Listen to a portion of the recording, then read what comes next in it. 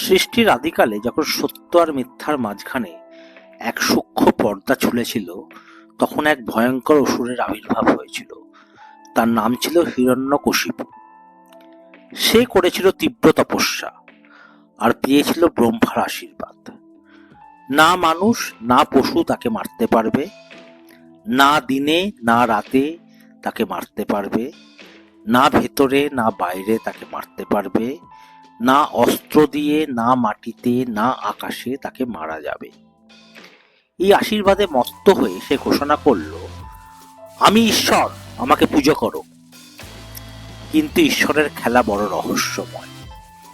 একদিন তার ঘরে জন্ম নিল এক শিশু, যার নাম ছিল প্রহ্লাদ। নিরীহ, কোমল, অথচ সাহসী। যখন সে কথা বলা শেখে, তার মুখে শুধু একটিই নাম, নারায়ণ নারায়ণ। সে বাবার শাসন মানেনি। সে প্রণাম করেছে বিষ্ণুকে।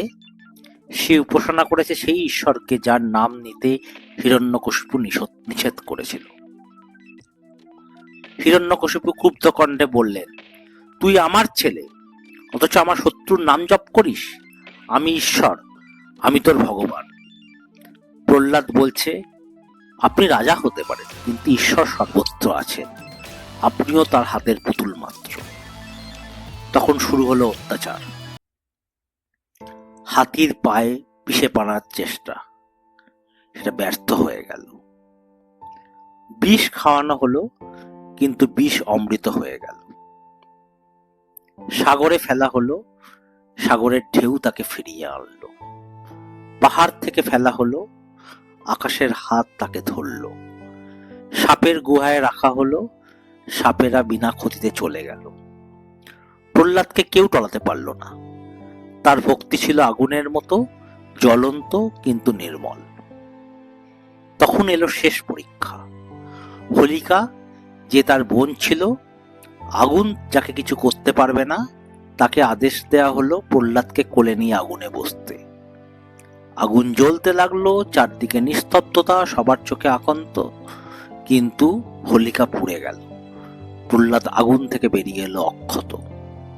এই হলো হোলিকা দাহন, জয় সত্য ভক্তির, পরাজয় অহংকারের। শেষবার হিরণ্যকশিপু প্রহ্লাদকে জিজ্ঞেস করলো, তোর ঈশ্বর কোথায়? ওই স্তম্ভেও আছে? প্রহ্লাদ বলল, হ্যাঁ বাবা, ঈশ্বর সর্বত্র আছে, এই স্তম্ভেও। স্তম্ভ চুরমার, আলোয় ভরে উঠল চারদিক, বজ্রপাত, ভূকম্পন, আর সেই স্তম্ভ থেকে উদ্ভাসিত হয়ে এলেন নরসিংহ, অর্ধেক মানুষ অর্ধেক সিংহ। গোধূলির সময় প্রাসাদের দুয়ারে কোলে বসিয়ে নখ দিয়ে এভাবেই সেই বর মুক্ত হলেন। নরসিংহ ছিঁড়ে ফেললেন অহংকারী হিরণ্যকশিপুকে। নরসিংহর রাত থামছিল না। তখন সেই ছোট্ট ছেলে প্রহ্লাদ এগিয়ে এসে বলল, ভগবান, আপনার ভক্ত এখন নিরাপদ, শান্ত হন। নরসিংহর চোখে শান্তি নেমে এলো। তিনি প্রহ্লাদকে কোলে তুললেন আর মিলিয়ে গেলেন আলোয়।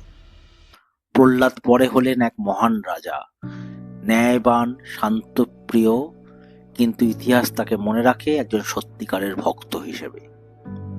যখন অন্যায় জয়ী বলে মনে হয়, যখন সত্য একাকী দাঁড়িয়ে থাকে, তখন একজন প্রহ্লাদ উঠে দাঁড়ায়, আর ঈশ্বর জাগেন ভক্তের ডাকে সাড়া দিতে। এই হলো ভক্ত প্রহ্লাদের কাহিনী, একটি শিশু যে দেখিয়েছিল বিশ্বাসী শেষ পর্যন্ত জয়ী হয়।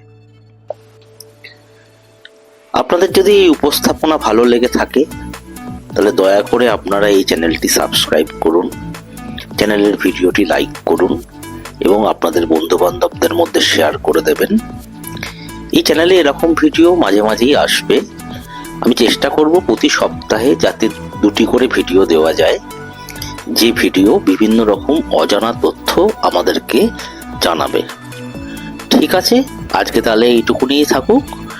শেষ করার আগে আবার আমরা ভগবান শ্রীকৃষ্ণকে স্মরণ করে বলবো, হরে কৃষ্ণ।